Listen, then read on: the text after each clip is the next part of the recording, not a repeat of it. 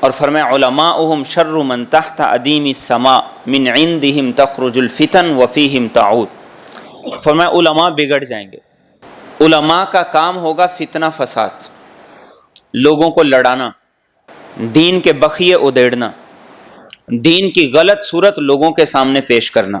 وہ اپنی ذمہ داریوں سے غافل ہو جائیں، وہ لوگوں کو قرآن پڑھانے کی بجائے وہ لوگوں کو فرقے پڑھائیں گے، وہ لوگوں کو دین کا درس دینے کی بجائے لوگوں کو بدعات کا سبق دیں گے، وہ ظالم کے خلاف آواز اٹھانے کی بجائے ظالم کا ساتھ دیں گے۔ تو آپ نے فرمایا علماء بھی اس دور کے اندر اپنی ذمہ داریوں کو چھوڑنے کی وجہ سے اللہ کے نزدیک بدترین مخلوق میں شامل ہو۔ آج ہم اپنے ملک میں دیکھیں، پوری دنیا کے مسلمانوں کو دیکھیں، اس حدیث طیبہ کو سامنے رکھیں کہ لا یبقى من الاسلام الا اسمہ، اسلام کا صرف نام باقی، ولا یبقى من القرآن الا رسمہ، قرآن موجود ہے، پڑھنے والا کوئی نہیں۔ مساجدہم عامرہ وہی خراب من الہدی، مساجدیں ویران ہیں اور جو پڑھنے والے نمازی ہیں ان کے اندر بھی ہدایت نہیں ہے، ان کا دل بھی نماز سے متاثر نہیں۔ علماؤہم شر من تحت ادیم السماء، علماء اپنی ذمہ داریوں کو بھول کر فرقہ اور فساد اور بدعت کو رواج دینے میں مصروف ہیں۔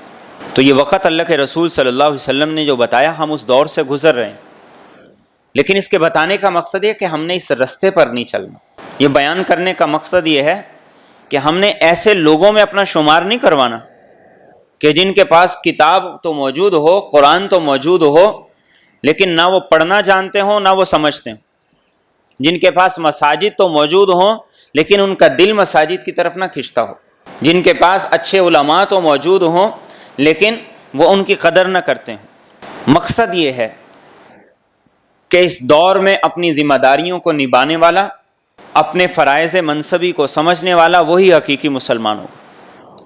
باقی وقت کی سختی، حکمرانوں کی پالیسیاں اور زمانے کی شدتیں، اس کو روتے روتے ہماری زندگیاں گزر گئی ہیں، یہ تو آج تک درست نہیں ہوئی اور نہ ہی ان کے درست ہونے کے کوئی امکانات ہیں۔ کرپشن صرف پاکستان میں نہیں، پوری دنیا میں بڑھ رہی، بے روزگاری صرف پاکستان میں نہیں، پوری دنیا میں بڑھ رہی، مہنگائی صرف پاکستان میں نہیں، پوری دنیا میں بڑھ رہی۔ ہم آخر کب تک اس کا رونا روتے رہیں گے؟ کب تک یہ رو رو کے ہم اپنی عمر کاٹتے رہیں گے؟ جو کرنے کا کام ہے وہ ہم کریں، جو ہماری ذمہ داری ہے، جو ہمارا منصب ہے، جو اللہ کی طرف سے ہم سے مطلوب ہے، جو اللہ کی چاہت اور منشا ہے، اس کے اندر لگ جائیں۔ جب ہم اس کے اندر لگ جائیں گے تو پھر فقر ہو، تنگ دستی ہو، حالات اچھے ہوں برے ہو، انسان کو اس چیز کی پرواہ نہیں ہو، پھر اللہ ہر چیز کا غم اس کے دل سے نکال دیتے ہیں۔ آج غریب تو روئے، اس کا سمجھ آتا ہے، مالدار کیوں روئے، پیسے والا کیوں روئے، مل والا، فیکٹری والا کیوں روئے، لیکن آج کون سا فیکٹری والا ہے جو نہیں روتا؟ کون سا مالدار ہے جو نہیں روتا؟